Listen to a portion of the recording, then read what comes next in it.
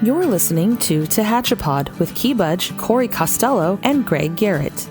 It's Tehachapi time again. Key Budge, Corey Costello, Greg Garrett. I haven't been able to say that in a couple of months. I'm so excited. Yeah, we were honestly like, and just because things got busy, we were very lacking. We were just hoping you'd hurry up and come back because we just didn't have time to put the podcast together without you. So, Key, you're out for, what, 8 weeks? 8 weeks. 8 weeks. And Corey and I tried to Did a couple times. We did too. I guess we did okay. Yeah. Yeah. But the team's back. It feels good to be back. I was off for medical, took care of a hip issue, and now I'm feeling good. And it's nice to be sitting here in the chair. So I got to ask you guys, what did I miss? What's been going on here in the city of Tehachapi as we're now into February, but what's gone on to end 2021 and begin 2022? That's a good question. I should keep a diary and then maybe write a book one day. Yeah. So a lot has gone on, but we've been working. Well, crime stats. Crime is down in the city of Tehachapi, 11.5%, due to the leadership of Chief Krager and the force that we have, communications, everybody.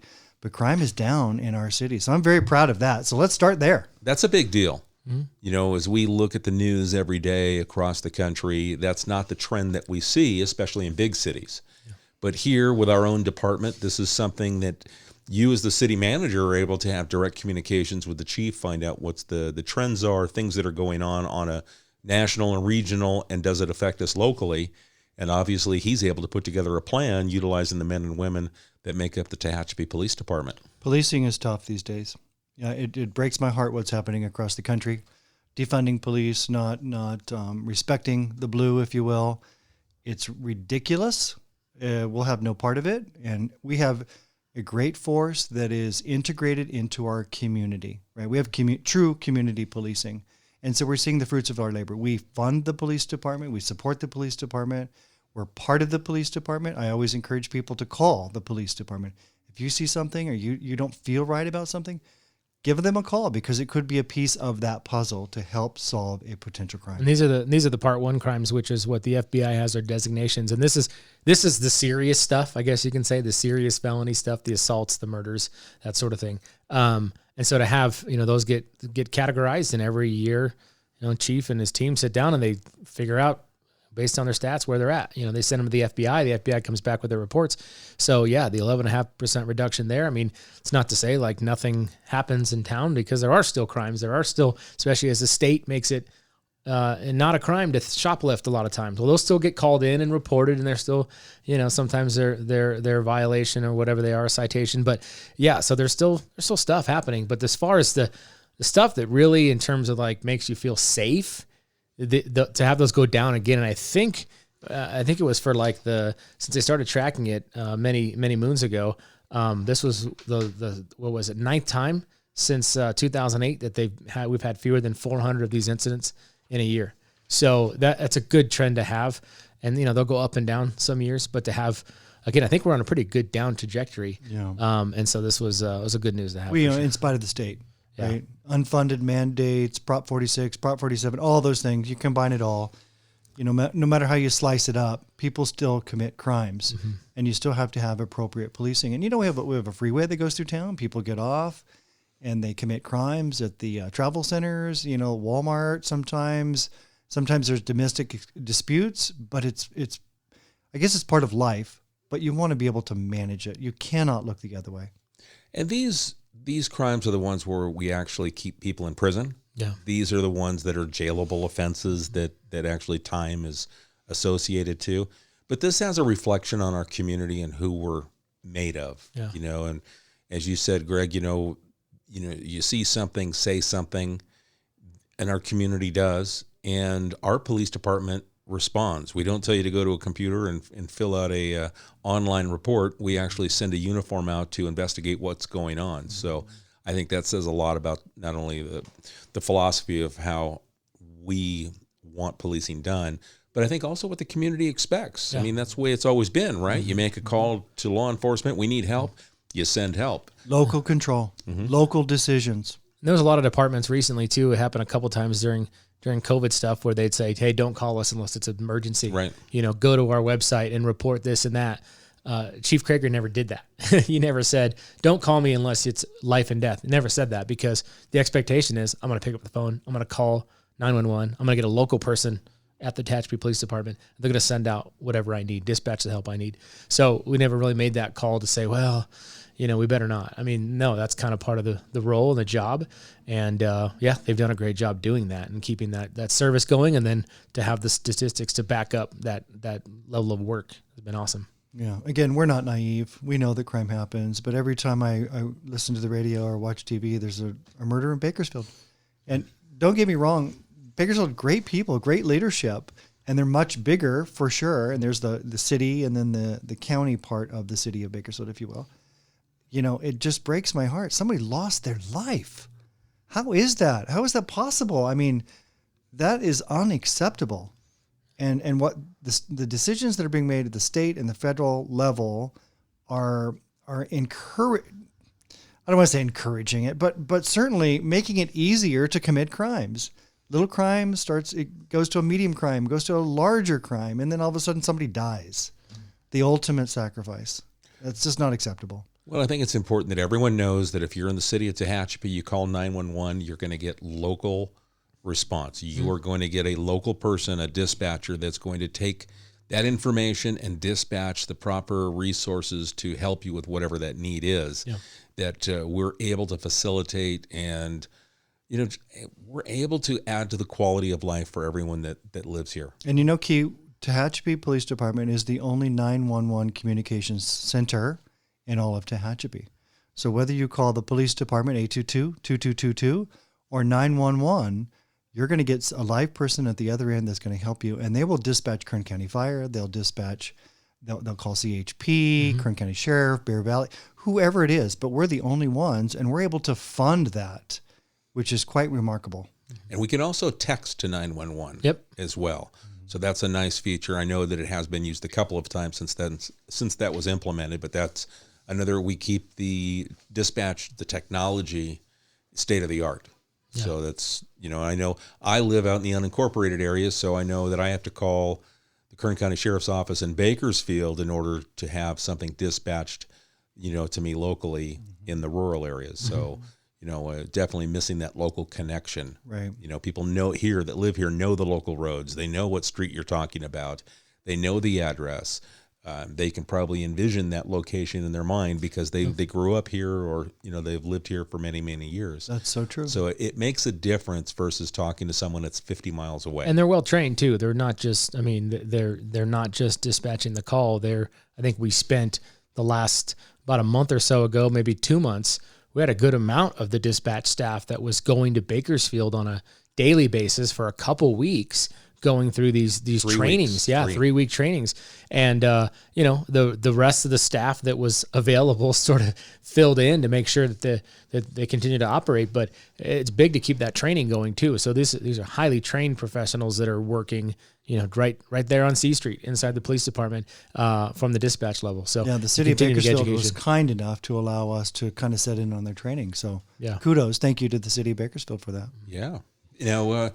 I know that I also saw some photos and a video that you shot, Corey, that one of our projects that's been in the pipeline for a couple of years is we're starting to see the end result in this, and we're seeing some trees planted. This was a close to $1 million grant that was awarded through a state program of some kind, Greg, and now it takes this long to get to the point where we're going to see leaves on trees here in the spring and summertime. Well, some of them are pines. They kind of they've got the needles on. They got evergreens. There's needles on them now. Even better. The Urban Greening Grant, which was awarded in 2018, I believe, which it's taken. I mean, Greg was really involved in it, as was our associate engineer, Andrew.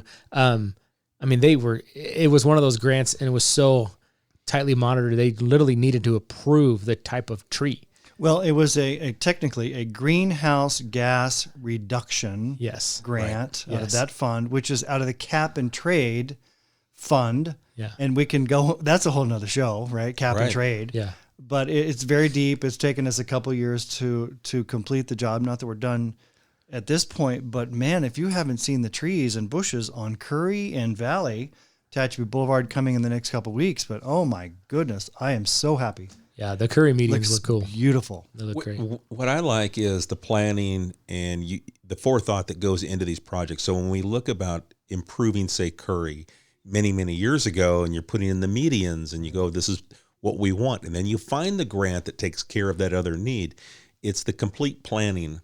We have to be patient because we're dealing with the state of California and grant processes, and there's a lot of things that we just don't have the liberty to change or change their speed of getting it done. If only the state and federal government were efficient as the city of Tehachapi. Yeah. Right? Yeah. And I say that, I giggle, but I mean it. It takes the government so long to figure things out, and it's probably one of the most frustrating parts of my job as we move forward. And that's part of the frustration of the entire sometimes grant process is the good news about grants, it's an opportunity to get your money back. Your tax dollars went to the state and they created some program, and then they said, okay, well, now you can apply for this grant. So effectively it's your money anyway. And then cities and counties and that sort of thing go out and try to basically get it back. And so it sometimes takes a lot of time to get your money back. And then there's a lot of control from the state level. Like I said, even just figuring out the species of trees, were they pulling enough CO2 out of the air to qualify for this grant? Not just, we thought, hey, that'll grow here, that'll grow here, that'll grow here, we'll plant all that. No, there was actually a spec. Would it actually take enough CO2 out of the air? And then I think when we went to go to bid, costs had gone up from a few years ago. So all of a sudden we had to change a few things and take some spots out we couldn't plant anymore. And we had to go back to make sure, okay, well, is this enough still to get enough CO2 out to qualify for the grant? So that's some of the bureaucracy and the steps in these grants to get your money back. You'd think it would be simple just to plant trees, right? Right. It's not that Right. simple. But No. Key, we are able to sneak in some oak trees. We are re-oaking Yes. the Tehachapi Valley. Valley oaks, Nice. pin oaks. What was the other oak? I can't remember off the top Blue of my oak, head. maybe? I don't know if it was a blue oak. Blue oak, I think, is too big. There were so many changes, A lot of oaks. because the state, the bureaucrats at the state, we have to appease them, I suppose. I mean, they have their marching orders also. That's for sure. And that's the continued tree planting will take place along the bike route, along Tehachapi All those Boulevard. holes in the bike path, or not the bike path, but in the planter between the bike path and the roadway, those will all be filled with trees. Yeah. That's going to give a nice shade, for those that use it. And we see that bike path getting used more. In and 25 more. years, I'm telling you right now, in 25 years, just because we're talking full growth and full bloom, Tehachapi Boulevard all the way down from Pilot, or by that point in 25 years, it might be a flying car station. I have no idea. But down to, the entrance to downtown is going to be a very cool avenue of trees. And that was tricky awesome. too, because of the narrow area. So we had to select trees that were grow up kind of conical, Yeah. if you will, instead of out, because of course the trucks, the cars, the bicycles, we can't have limbs in the road. So we selected trees that grow more up than out. Yeah. Yeah, it's gonna look awesome, and it's gonna be a great view as you come in, or even out on Tehachapi Boulevard. You're gonna have that, and it'll block some of the railroad stuff and some of that other stuff too. Other grants in the past that built the bike path, they did more than just build the bike path right there. They also got rid of the old railroad telegraph lines that were still up, and those things were there, and the grant actually got them down. So they do a lot of beautification, not just the trees or the paths, but there's other things that get advantage out of that. It's easy to forget about like the telegraph poles and the lines that would hang partway down the It pole was from just the the top. other And- day that they were removed. Isn't Yeah. that crazy? Yeah. Yeah. And now that you look out there and it's not blocking your view, you're not having this thing introduce itself into your vision. Yeah. It's really nice. Yeah, for sure. And then, that's one source of income for the city, grant funding, right? And that's kind of all over the board. And, we run about 8 different corporations here at the city, freshwater, treating wastewater, airport, transit, so on and so forth. We have a general fund, right? And we have a 5-year budget process. So we are planners, and I don't mean planners as in, streets and roads and retail and homes. I'm talking about fiscal planning and long-term goals for our city. How are we going to operate, not just today, tomorrow, next week, but next year and in 5 years and beyond? So we're starting the process. We're always in the budgeting process, if you will, refining the budget. So we have a nice, solid 5-year budget, but things are changing in our world. Unfunded mandates from the state of California. And then we have our fire contract, Kern County Fire. Right now we pay $950,000 and change. In 5 years, we're going to pay $2.5 million. How are we going to pay for that? And so we have to look at refining our budget so that we can continue to pay our bills and push money and resources where we feel best used, right? And so we can't print money like the federal government. We don't take money away from local governments like the state of California does. We have to do the right thing each and every day. And we're encouraging people we sent out a survey. Corey, you led this effort. And we're encouraging people to go to our website. There's a short survey, just a couple questions. What means most to you? Is it public safety? Is it fresh water? Is it potholes? Is it those sorts of things? So we can get a better understanding of what people are most interested in sending their money towards. We also found out that 75% of the respondents are happy with what's happening in our city. But what means most to you? And what means least to you? And we had this, it started at our budget process over the summer when we had it adopted. The council also authorized the use of a consultant, knowing we had some of these challenges in the future. And so the first survey that was done, because there was a couple kind of surveys floating out there, the first was done, kind of a telephone email survey to a sample size, so to speak, in the city residents. And they were given a whole bunch of what's your priority for this, that, and the other thing. And the results of that survey are actually on our website too. And so out of that came like these top 7.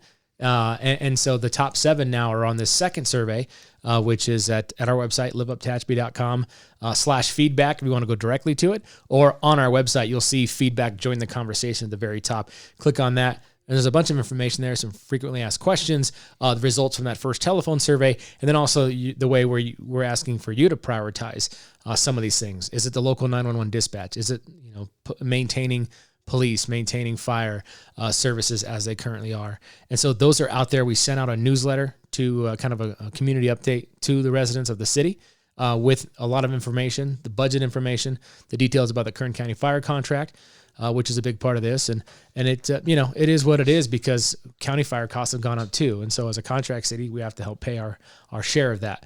And so what we're asking for is people to check out that survey and just kind of help us prioritize, where those funding should go. So let me ask you, so Greg, you had mentioned recently this year, close to $1 million went to Kern County Fire Department, but it's going to go to 2.6, somewhere in there. Rough numbers. Mm-hmm. So is there an increase in services that goes along with it? Or is that just the cost is going to that level and we're maintaining what we have?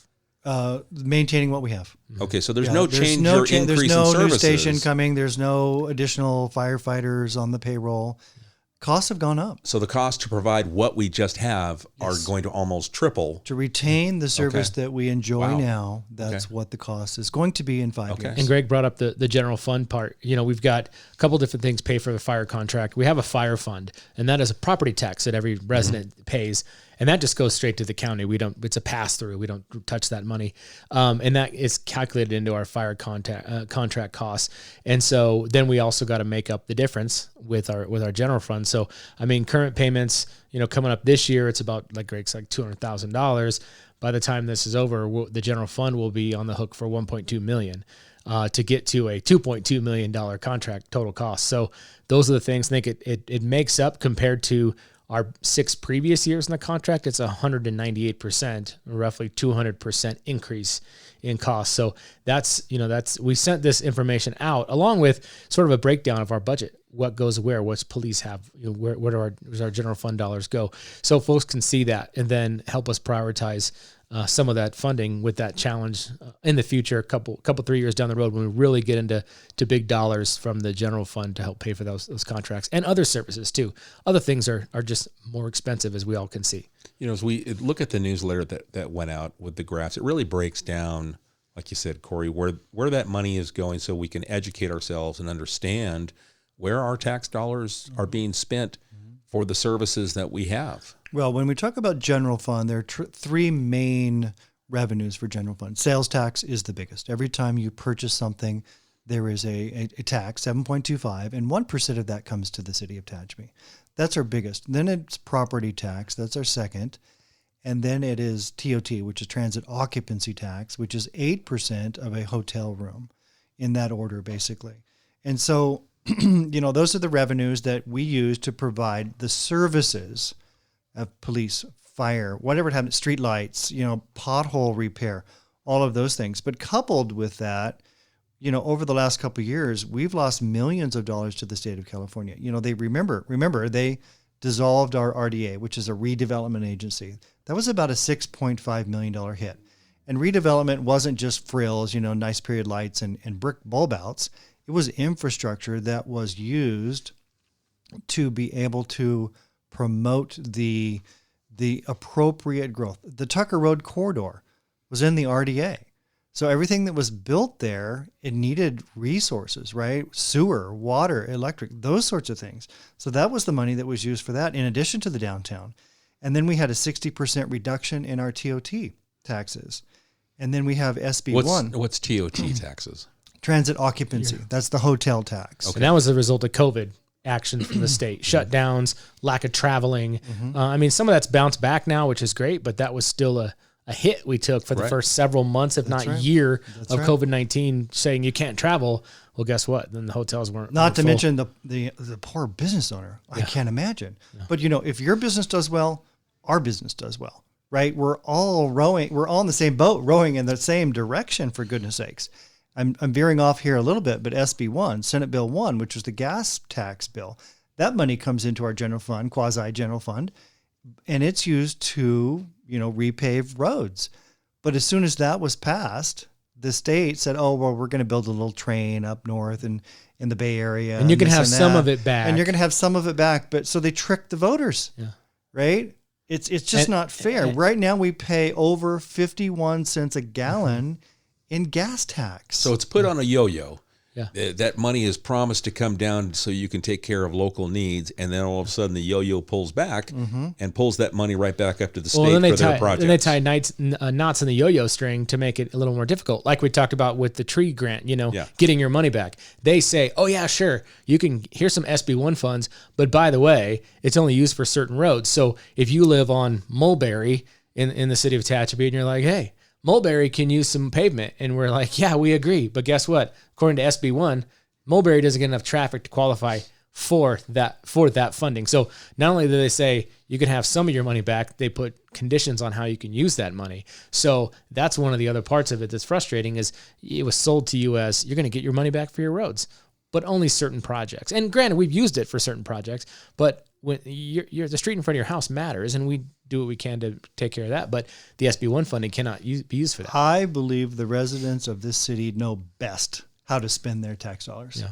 And the state of California is always fidgeting with that. And one thing with the road fund, this is something that when we talk about cuts, there's, I think, programmed to this year's budget. Our public works director, Don Marsh, has done a great job. He has a road kind of matrix spreadsheet. So if you have potholes or cracking or something in your road, believe me, we know about it. It's in a very scientific chart that is all programmed in based on condition of the road and what year we plan to fund the reconditioning of that road. But again, those funds are limited. So I think this last year we've programmed in about $600,000 of general fund money to go, because we're not getting your gas tax money back. So we're trying to figure out how to still maintain roads and do road projects. A little bit of that was used last year on Davis Street, Snyder, although there was some grant funding thrown in there, Green as well. But these are projected out for the next 5 years and beyond to continue to keep that 600,000+ for local road maintenance. That's one of the things that you look at though and go, okay, well, down the road, funding priority wise, what we have to take, we don't want to take that money, but that's one of the ones that's out there as we're trying to kind of fill the gaps from the state that they haven't given us back with general fund money, so we can make sure the roads in front of your home, which is just as important as a major thoroughfare, are taken care of as well. Yeah, and this is not political. This is not Republican, Democrat, independent. The state's always been the state. Peace and freedom. Yeah, but with the state, you don't know who they are. You can't get anyone to answer the phone. When somebody comes to City Hall, they can see me or you, right? They hold us accountable. At the state level, it's just a bureaucracy. And they just, it's maddening to me how inefficient. These are the same people that failed at EDD. the unemployment, failed DMV. They can't even figure out DMV, and they want to do a healthcare system for our state. I mean, I'm going out on a limb here, but seriously, it's really frustrating. Yeah. And so it's all about local control.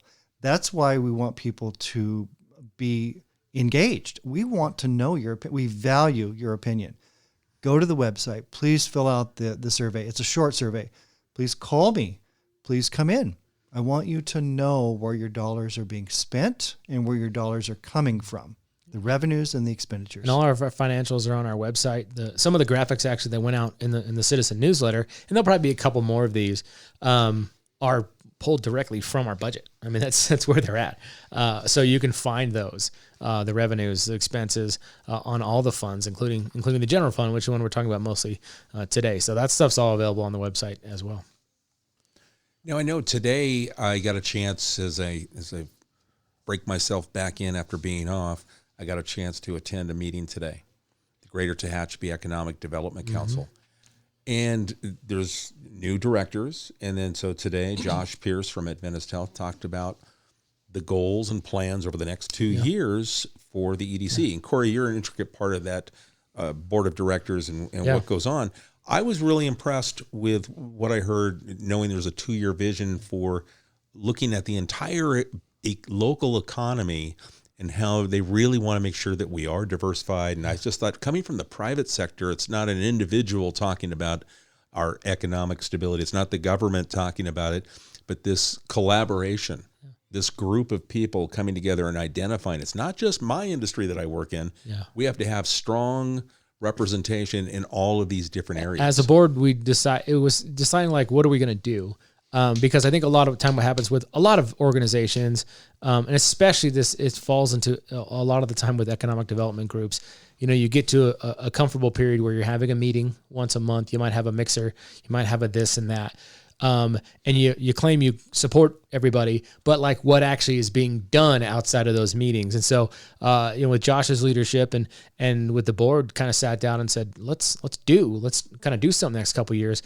And so really it's been, the EDC's role is going to be that stopgap in between, there's 3 pillars. So we're looking at, healthcare jobs, because we have a need for the healthcare jobs, not just everywhere. Everybody's got a need right now for employees, but healthcare jobs specifically, given the level of care.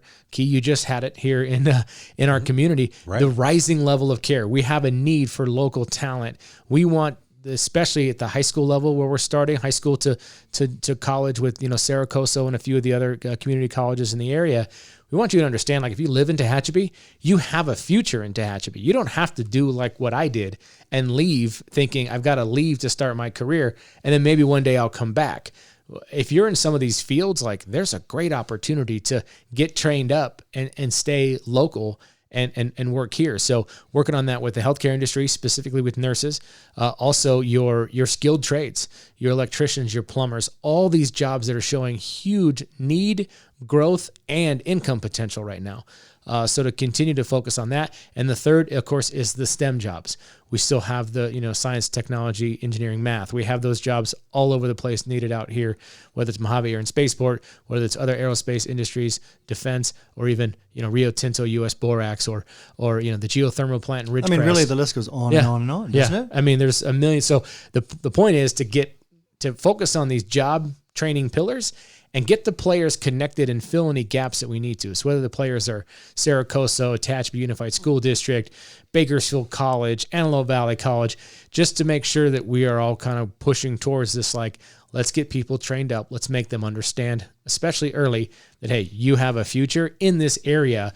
We don't have to move somebody in. We don't have to sell somebody to say, hey, you can work out in the desert. And they're like, they've never seen a desert in their life because they're from the East Coast. So it's something, it's to try to keep that local talent here and that job retention, so to speak. And I thought that was interesting because Mary Beth Garrison from Rio Tinto had mentioned that if we have homegrown talent likes to stay here. Mm-hmm. This is what they know. They grew up living in this area versus bringing in that person from the East Coast. They come out and 2 years later, they're going away. Yeah. So homegrown talent is really the attractive pool, when they're looking to hire, and looking at how we can train and make opportunity for people that, want to work in these different career paths. Well, have you been to LA lately? I did. Yeah, just yesterday. That's too bad, right? I mean, the traffic, the smog, the homeless, stop me now, right? I mean, honestly, we are so blessed to live here, and we have on this show interviewed a lot of homegrown talent. This community has amazing talent. It baffles my mind. When I was being raised here back, I mean, it really wasn't there. Your sort of future job potential was working at CCI. It's a very, very great career.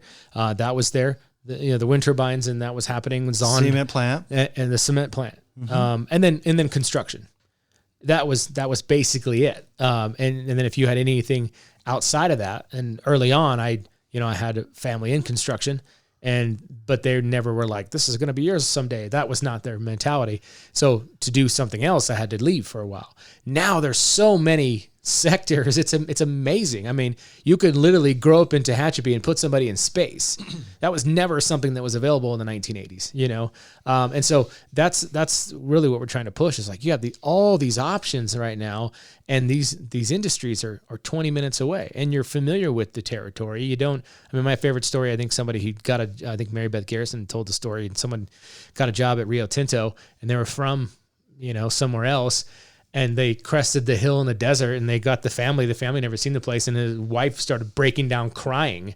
Where'd you move me to? They had no idea. And luckily they kept going and ended up in Tehachapi, where they felt they liked it a little better. But, it could be a culture shock for some people when you're trying to get them to come to East Kern for some of these industries. So if you've got those roots here already, we're going to try to, take advantage of those. And so you can have a great career in your own community. Well, I thought it was great to see the viewpoint going out over the next 2 years. These are the goals. This is what we want to do, and embrace our local youth and those that are, here looking for maybe a career change or whatever it is that you're looking for. The opportunity. And we want people to come to those meetings too. I mean, it's the first Wednesday of every month. Slice of Life Enrichment School. It's right there on Valley Boulevard, and come on in if you're just interested in what happens at the EDC meetings, and because you'd be surprised, you'd probably make a connection that will benefit your business, even if you don't own a business. You just whatever. Just I encourage you to come check it out, and you get a lot out of those meetings. Yeah, just the tidbits here and there. We had a representative from Edwards Air Force Base today, and he told us that Edwards is hosting the air show again this year. It's been off the books for several years now, previous to COVID even. So October 15, 16, Edwards Air Force Base Air Show. Or open house, I should say. But, just a little thing. And we're biased, of course, because we live here, we work here, we love our community, but we back it up. And we back it up with facts and figures and details and people that deliver. And October 14th, it's the 75th anniversary of breaking the sound barrier. Oh, wow. So Danny was telling me about that as the precursor to the show.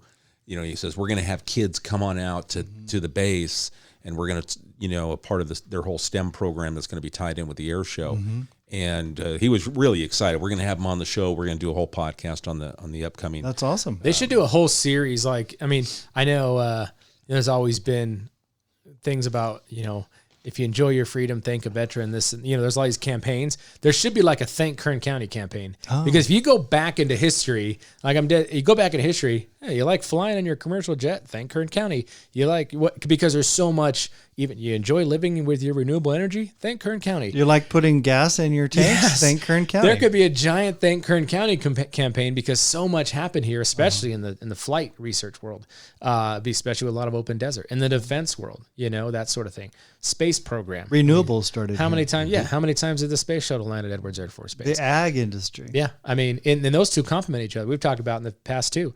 The borax from U.S. Borax, Rio Tinto, goes into the citrus crops in the San Joaquin Valley to give them thick skin so they'll grow appropriately. Mm-hmm. You like orange juice? Thank Kern County. I think there's a whole campaign we should be rolling out here because that's a lot. It's amazing. I don't hear there's so much this county does, and the cool part is the city I always say Tehachapi has a supportive role in every one of those industries. Whether you work there, you apply some support. With your job, your business. So it's amazing what happens. So the EDC meeting is first Wednesday of every month at the Slice of Life on Valley, 7:30 a.m. It's free to come in. You don't have to say a word. You can sit there and just listen, or you can pop up and introduce yourself and tell everyone about what you're doing so that we can help you. Yeah. Great networking opportunity. Yeah. Right. Yeah. Then the Chamber of Commerce, unfortunately, as I think everybody probably knows already, Ida Perkins passed away a couple months ago. So we heard this morning that they're interviewing for a new president and leadership at the Chamber of Commerce. So we're very excited about that and very supportive of assisting the Chamber of Commerce as they move forward. So good stuff. Yes, we're kicking off 2022. It's very quickly moving. Yeah. It'll be April before we know it. And this is when we start to get busy with events and things like that. You know, it always seems like we get December, January. Well, the holidays are just a weird funk, aren't they? Right. And then all of a sudden, we're close out January and February is like, hey, spring's around the corner. Yeah. We need to get these things planned. So there's lots of things that to look forward to. And I've got double duty. I've got 2 kids getting married this summer. Man. One in June and one later in the year. So, oh my goodness, heavy lift at my house. Wow. It's a lot. No, I mean, we've already planned for things. I mean, we already took a contract for fireworks for July 4th to City Council. Again, And that price, how much did that go it up? went up 30%. Oh, my I mean, goodness. this goes to Greg's point about being planners, right? Knowing, understanding, and I always know January, February is about the time the contractor's like, hey, we got to get you in line every year to get fireworks. And so this year I went a little earlier and just asked, I said, hey, I know everything's more expensive. And they said, yep, sure is. Here's what it's going to cost. And so we were able to pull it off. But yeah, just knowing that was coming in the future and planning for that sort of hit, you know, I had to make some adjustments elsewhere on the festival, and, you know, it'll still be great. And the fireworks show is going to be awesome. But that's how much sometimes you have to be out in advance of these things, understanding the trends around Inflation, cost of living, it's all going up, but we're pushing back. Yeah. We're making sure that we do the right thing, whether it's at City Hall or the businesses. We want to make sure that we're on the same page, continuing to lean on each other and help each other. You know, we still have race communications, gigifying the city. Mm-hmm. That's a big deal, right? We're being gigified. You know, I don't know what the speeds are, but I'm told it's like instantaneous. It's fast. I'd say I went because I've got race where I'm at. Before that, I had AT&T, which was, oh my gosh, it was super slow. Mm-hmm. And now that when we added race, I mean, it is instant. And that's an economic development driver. Right. Right. If you have instant internet access compared to, like you say, dial up or whatever, which is really kind of few and far between these days, but certainly it matters when people are looking to start a business. And what was the number? 250 new business license pulled last year? Something like that. Yeah. That's a phenomenal number. 250 new business licenses were pulled in the city of Tehachapi. That means people starting businesses in their garages, in their kitchens, so on and so forth, during a global pandemic. Yeah. People have discovered Tehachapi, continually discovered Tehachapi, and they're investing in our town. I think Race's latest kind of projections, you know, because they've had to do a lot of boring. There's a lot of, and I say boring as in digging holes, not just standing around trying to do something. But they're, you know, had to bore and get the infrastructure in. Also, they have to work a lot with Southern California Edison if they're going to co-locate on a telephone pole or power pole. Well, then those have to be engineered. Again, it's not as simple as just planting a tree, or not as simple as just throwing a wire on a pole and nailing it up there with a nail. It's got to be engineered, and some of those poles can't take any more load, or once they look at them, they go, oh, that thing isn't probably safe now. It needs to get replaced. So either build a buddy pole, or they have to wait for the pole to be replaced. So it's not, you know, I think they wanted to get people up and running in the spring. I think they're looking at early summer as far as turning customers on in the city, but it's still it's great. They're making great progress. And again, to Greg's point, it's going to be a big boost for home businesses in the city as well. And to be able to have those kind of speeds at your fingertips, because we're doing so much remotely now, is going to be huge. Good stuff. Mm-hmm. Well, I mean, we have redistricting. I'll just throw that out. Oh, yeah. So we had a census. Yeah, I know we had a little lull there, but I wanted to mention redistricting. So as you know, every 10 years, the federal government conducts the census updates. And with that rolls into districting or redistricting in our case.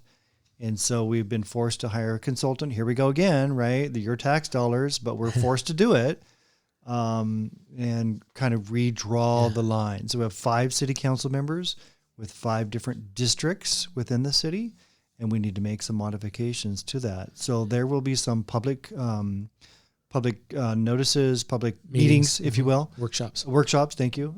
Coming soon. And, we value your input. We want to make sure that it's done appropriately. It was pretty close to being, and it probably will not be a major shift because a couple things to point out. First of all, the only reason why we have to redistrict is because there has been some change since the 2010 census data, but what happened was they changed the census block numbers. And so districts are required, you have to keep the same census block in the same district. Well, since the federal government decided to change the census blocks, when you say block, are you talking about boundaries? Yeah, they have these weird kind data? of data, and they say this clump of houses is this census block, and this will give this number, 25,817. Well, 25,817 10 years ago was in the same district as we drew it. Well, now they expanded 25,817. So let's say, and they're in two different districts. So we have to change to make them all one district. So it should be fairly minimal. And then, the other thing I think the consultant pointed out at our city council meeting, which was good to hear, was he said, look, you can certainly, there's a lot of conversations about race in this when they talk about, whether it's a Latino district or something like that. And he said, you don't have that in Tehachapi because he said you're homogenous. Yes, you have a Hispanic population, African-American population, go down the list. He said, but they all live together. You're all they're your neighbors. You're not like a larger city that may have Koreatown or like a little Saigon where that specific area is just really reserved for, this race. So what he said, that makes it really, really good, in terms of, hey, your votes are all equally distributed amongst these districts. So you don't have that kind of special interest, I guess you could say, pushing for redistricting because he said, everybody lives together. He clarified the homogeneous, not that we're a white community. Yeah. He meant, he clarified it. I think he used the word smooth. Yeah. We're very smooth when it comes to different races living next door to each other. Just blended throughout. Yeah. I'm super proud of that. There's not one neighborhood that says this is where, and that happens at the beginning of time, especially in the areas where people migrated to. They migrated and they went to Hell's Kitchen in New York, right? Because that's where the Irish lived, or Little Italy, because that's where the Italians lived. We don't have that here. Everybody kind of came at the same time in Tehachapi to do whatever job, and they lived where they wanted to live, and that just seemed to keep the trend. We all rise together. Mm-hmm. We all rise together. So yeah, more to come on the redistricting, but a few workshops, and then hopefully there's some new boundaries to vote on, in the council the next month or so. Wow. A lot, right? You missed a lot. Yeah. And we could probably go on. Got some catching up to do here. Yeah. This is exciting stuff. This is, it's not just we shut down in the holiday times. Yeah. It continues. And, there's a lot of work that happens. I did tell Key, I said, I really, some cities still haven't really pulled the trigger on hiring their own communications person. And I told Key, I said, I didn't realize, I just drove home the fact that this is why I need a full-time communications person, because Key was out. I tried to fill in when I could, but I had other things going on, and you let it slip. And I would give you a C. Oh, I would give myself a C but minus at best. I would be D. Yeah, I don't know. I need that extra help, and I appreciate both of you. And I used to do a lot what Key does. It just my brain's not wired that way anymore. I'm thinking about other things, and I go, oh, I should have done that, but I'm not thinking in that capacity anymore. So anyway, I was very happy to have Key. I'm worried about crime stats and budgets and things. So.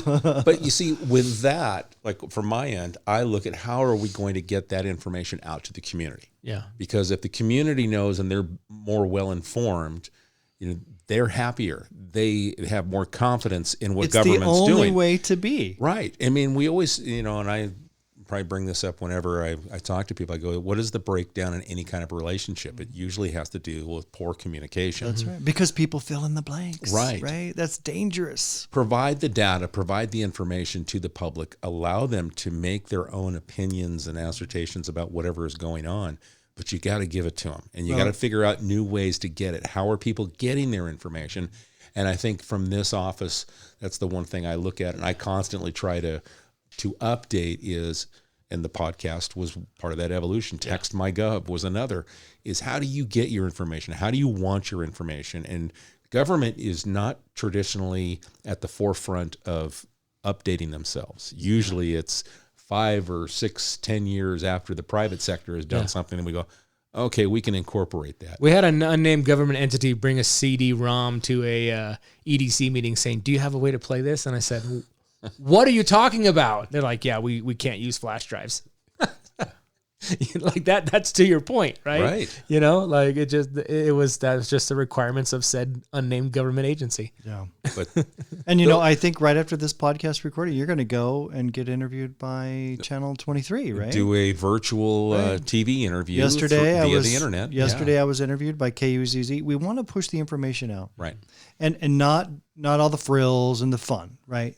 Data, information, Right. And we could still be good or bad. We still do it via the newsletter. Yeah. That's another avenue. There's so many different ways. We want to make sure we cover as many slices of the pie to communicate and get information out that we can. Yeah. So, I mean. So with the podcast, we should put up, we talked about this, a video camera to video us while we're recording.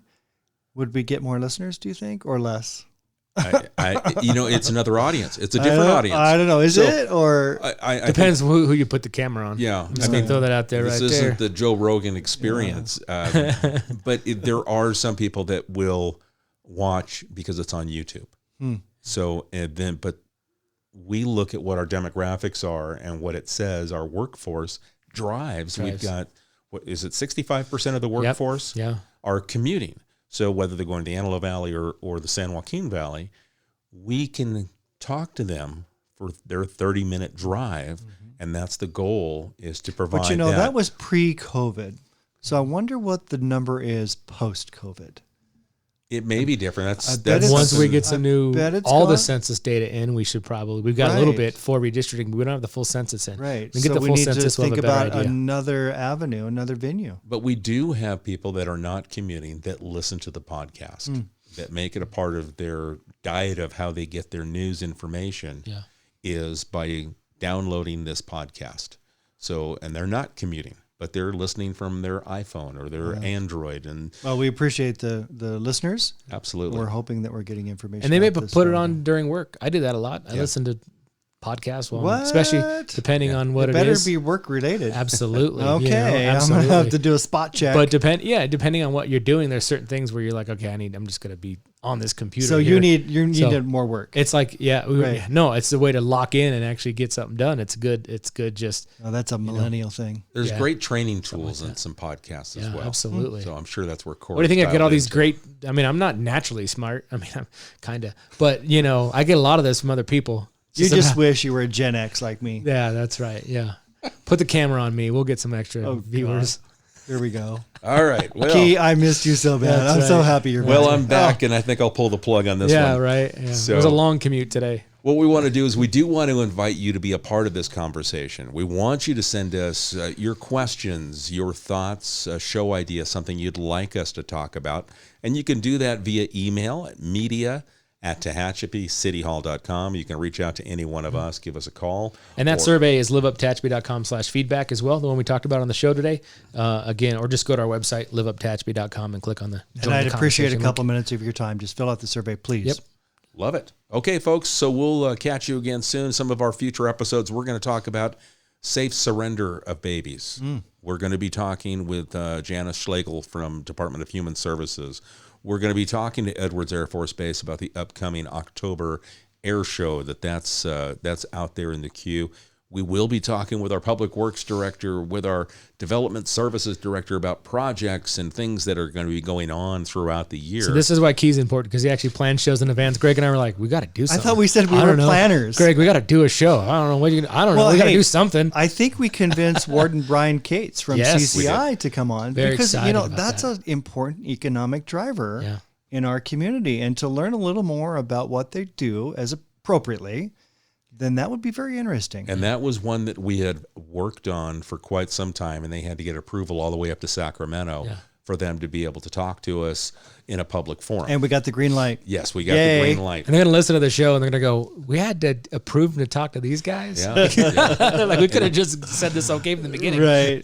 And we'll also have General Matthew Heiger on the show again. Great. Edwards Air Force Base. Cool. Told me today that he would love to come back on and talk about what's going on, because it's been almost 2 years since we talked to General Heiger. So lots of things going on around us that we're going to be talking about, but that still leaves a lot of room for your show ideas for those of you that are listening. I just thought of another one, Rio Tinto. Mary Beth Garrison, we've mentioned her name a couple times, but they have a new general manager. Maybe we reach out to them. I know they're having an open house on March 15. They're celebrating 150 years. 150 years. Playing in the dirt, right? as I told her. And she goes, that's a great idea. But no, 150 years of innovation out there. And their product, it's in 150 TVs, it's in phones, it's in citrus, it just goes on and on and on. So that would be a very interesting show, I believe. There we go. Absolutely. And this is how we come up with these show ideas besides the input that you give us as we kind of roundtable things and from what we hear at meetings. So send us your ideas, media@TehachapiCityHall.com. We appreciate your time, and we'll catch you again soon right here on Tehachapod. Tehachapod is a conversation about Tehachapi designed for the people who live here or who would like to know more about this mountaintop community. If you have a question you would like answered, email media@TehachapiCityHall.com. We will try to answer it on a future episode of Tehachapod.